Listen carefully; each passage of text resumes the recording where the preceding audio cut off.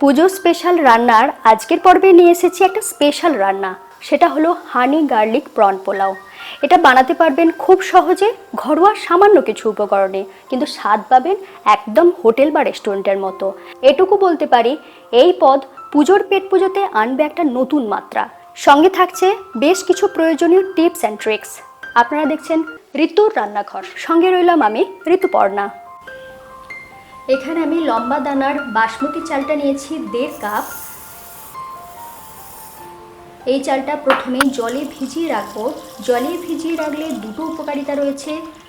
চালটা জলে ভিজে থাকবে, সিদ্ধটা তাড়াতাড়ি হবে, আর পোলাওয়ের চালটা একটু বেশ লম্বা হলে খুব ভালো লাগে। ভিজিয়ে রাখলে লম্বাটাও বেশ সুন্দরভাবে হয়ে যায়। বেশ ভালো করে কয়েকবার জল পাল্টে পাল্টে ধুয়ে এটাকে আমি ভিজিয়ে রেখে দিচ্ছি 10 থেকে 15 মিনিটের জন্য।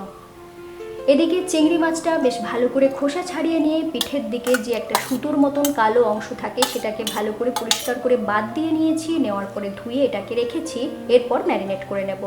ম্যারিনেশনের জন্য দিয়ে দিচ্ছি স্বাদ মতো নুন। আমি 1 চা চামচ নুন দিয়েছি, আর দিচ্ছি 1/2 চা চামচ গোলমরিচের গুঁড়ো আর 1 চা চামচ সাদা তেল। তেলটা দিলাম যাতে সমস্ত মশলাগুলো বেশ ভালো করে মাছের গায়ে লেগে যায়। ভালো করে মাখিয়ে নিচ্ছি। নেওয়ার পরে এটাকে 15 থেকে 20 মিনিটের জন্য এইভাবে ম্যারিনেট করে রেখে দেব। ঢাকা দিয়ে এটাকে সাইড করে রেখে দিচ্ছি। এরপরে পোলাওয়ের চালটা বানিয়ে নেব। তার জন্য বেশি করে জল দিয়ে দিয়েছি। মোটামুটি এখানে আমি 4 থেকে 5 কাপ জল দিয়েছি। দেওয়ার পরে এখানে কিছু গোটা গরম মশলা দিয়ে দিচ্ছি যাতে গন্ধটা খুব ভালো হয়। গোটা গরম মশলার মধ্যে এখানে দিয়ে দিচ্ছি একটা বড় সাইজের দারচিনির টুকরো, 2টো তেজপাতা, 10-12টার মতন গোটা গোলমরিচ, আর দিয়ে দিচ্ছি 1 টেবিল চামচের মতন সাদা তেল। তেলের পরিবর্তে আপনারা ঘিটাও ব্যবহার করতে পারেন। এদিকে চালটা ভিজে গিয়েছে, জলটা ঝরিয়ে নিয়েছি। নেওয়ার পরে চালটা এখানে দিয়ে দিচ্ছি। জলটা যখন ঈষদুষ্ণ গরম হবে ঠিক সেই সময় আমি চালটা দিচ্ছি। দেওয়ার পরে আবার ফুটতে দিলাম। এরপরে ঢাকা দিয়ে দিলাম যাতে খুব তাড়াতাড়ি ফুটে যায়। একটু নাড়াচাড়া করে দিচ্ছি। এখানে কিন্তু একটা জিনিস দেওয়া হয়নি, সেটা হলো নুন। আমি এখানে 1 টেবিল চামচ নুন দিয়ে দিচ্ছি। নুনটা যদি এই সময় দেই তাহলে সুন্দরভাবে চালের মধ্যে নুনটা ঢুকে যাবে। নুনের যে ব্যালেন্সটা একদম সুন্দরভাবে হবে। এরপর ফুটতে দিলাম। দেখুন এখন কিন্তু ভাতটা হয়ে গিয়েছে। আমি মোটামুটি এটাকে 10 মিনিটের মতন রান্না করেছি। এখন কিন্তু চালটা খুব সুন্দরভাবে হয়েছে। টাইমটা কতটা লাগবে সেটা আপনার চালের উপরেই নির্ভর করবে। যখন দেখবেন এইভাবে হাতে করে ভাঙলে সুন্দরভাবে ভেঙে যাচ্ছে, খুব বেশি সিদ্ধ কিন্তু করবেন না। এই রকম সিদ্ধ হওয়ার পরেই এটাকে আমি জলটা ড্রেন করে দিচ্ছি। সেই জন্য স্ট্রেনারে ঢেলে দিলাম। দেওয়ার পরেই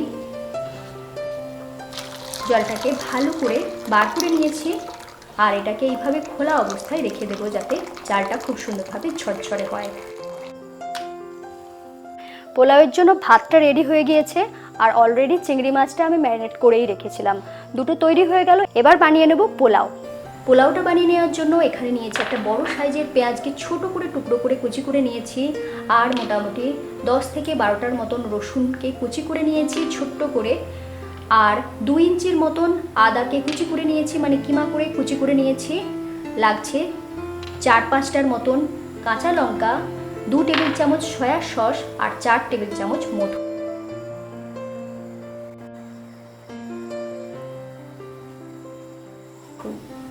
প্রথমেই দিয়ে দিচ্ছি 2 টেবিল চামচ সাদা তেল, সাথে দিয়ে দিচ্ছি 1 টেবিল চামচ বাটার। শুধুমাত্র বাটারেও এটা রান্না করতে পারেন। এরপরে বাটারটা যখন গলে যাবে বেশ ভালোভাবে সেই সময় দিয়ে দিচ্ছি কুচি করে রাখা রসুন। রসুনটাকে হালকা একটু ভেজে নিচ্ছি।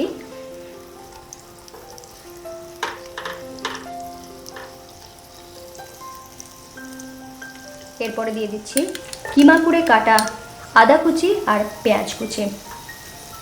দুটো জিনিসকেই বেশ ভালো করে ভেজে নিচ্ছি, তবে খুব বেশি লালচে করে আমি ভাজবো না।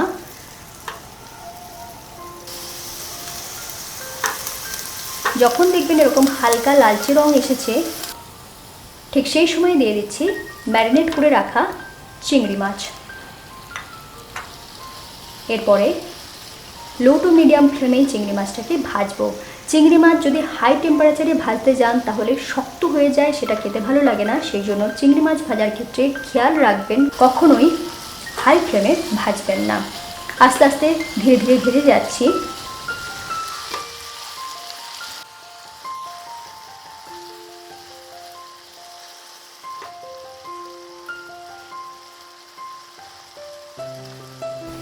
মাছ থেকে যে জলটা বেরিয়েছিল সেটা অনেকটাই শুকনো হয়ে গিয়েছে।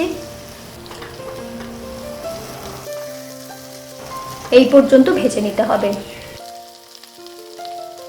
এরপরে দিয়ে দিচ্ছি সয়া সস আর দিয়ে দিচ্ছি পুরো মধুটাই, সাথে দিয়ে দিচ্ছি হাফ চা চামচ গোলমরিচ গুঁড়ো। যদি ঝাল বেশি খান কিংবা গোলমরিচের ফ্লেভার ভালোবাসেন সেক্ষেত্রে 1 চা চামচও ব্যবহার করতে পারেন। চিংড়ি মাছটা একেবারে তৈরি হয়ে গিয়েছে, রঙটা কত সুন্দর এসেছে দেখুন। এরপর দিয়ে দিচ্ছি বানিয়ে রাখা ভাত। পুরো জিনিসটাকে বেশ ভালো করে মিশিয়ে নিতে হবে। এই পোলাওটা ভীষণ সহজ কিন্তু খেতে দুর্দান্ত হয়। পুরো জিনিসটাকে বেশ ভালো করে মিশিয়ে নিচ্ছি। তেজপাতাটাকে আমি তুলে বাদ দিয়ে দিচ্ছি। এরপর দিয়ে দিচ্ছি আরও কিছুটা গোলমরিচ, কারণ ঝালটা বিশেষ একটা হয়নি সেজন্য আরও 1 চা চামচের মতন গোলমরিচ গুঁড়ো দিলাম। আর সাথে দিয়ে দিচ্ছি স্বাদ মতো নুন, 1 চা চামচের মতন নুন দিয়েছি। যেহেতু সয়া সস ব্যবহার করেছি সেজন্য নুনটা একটু হিসেব করে দিতে হবে, কারণ সয়া সসের মধ্যেও নুন থাকে। আর দিয়ে দেব ধনেপাতা কুচি, সাথে 4-5টার মতন কাঁচা লঙ্কা দিয়ে দিলাম। গোটা কাঁচা লঙ্কাই ব্যবহার করেছি। আর 1 টেবিল চামচ বাটার। পুরো জিনিসটা দেওয়ার পরে আবারও মিশিয়ে নিচ্ছি। এই জিনিসগুলো একটু শেষের দিকে দিলেই ভালো হবে, যাতে এই সমস্ত কিছুর গন্ধটা বেশ ফ্রেশ থাকে। এরপর গ্যাস আমি একদম লো ফ্লেমে করে দিয়েছি। অলমোস্ট তৈরি হয়ে গিয়েছে, শুধুমাত্র এই জিনিসটাকে মিশিয়ে নিচ্ছি। এরপরে গ্যাস অফ করে দিচ্ছি। দেখতেই পেলেন কত সহজে এত সুন্দর একটা পোলাও তৈরি হয়ে গেল। এরপর সার্ভ করে দিচ্ছি গরম গরম। দেখতে পাচ্ছেন কতটা সুন্দর ঝরঝরে পোলাও তৈরি হয়েছে। এরকম ঝরঝরে পোলাও খেতে কার না ভালো লাগে। আমার টিপসগুলো ফলো করে দেখুন, আপনার পোলাও কিন্তু এরকম সুন্দর ঝরঝরে হবে। এরপরে ভেজে রাখা কিছু চিংড়ি মাছ আগে থেকেই তুলে রেখেছিলাম যাতে গার্নিশ করা যায়। এগুলোকে এইভাবে সাজিয়ে দিলাম। দেখুন তো কত সুন্দর লাগছে প্ল্যাটারটা। গরম গরম এত সুন্দর একটা পোলাও তৈরি হয়ে গেল। কেমন লাগলো নিশ্চয়ই লিখে জানাবেন, আমি কিন্তু অপেক্ষায় থাকবো।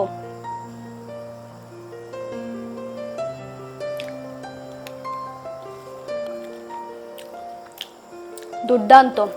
রেসিপিটা আমি বানিয়েছি বলে নয়, সত্যি বলছি ভীষণ ভালো হয়।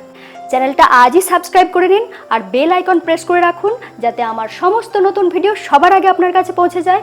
আপনারা এতক্ষণ দেখছিলেন ঋতুর রান্নাঘর, সঙ্গে ছিলাম আমি ঋতুপর্ণা। আজ তাহলে আসি।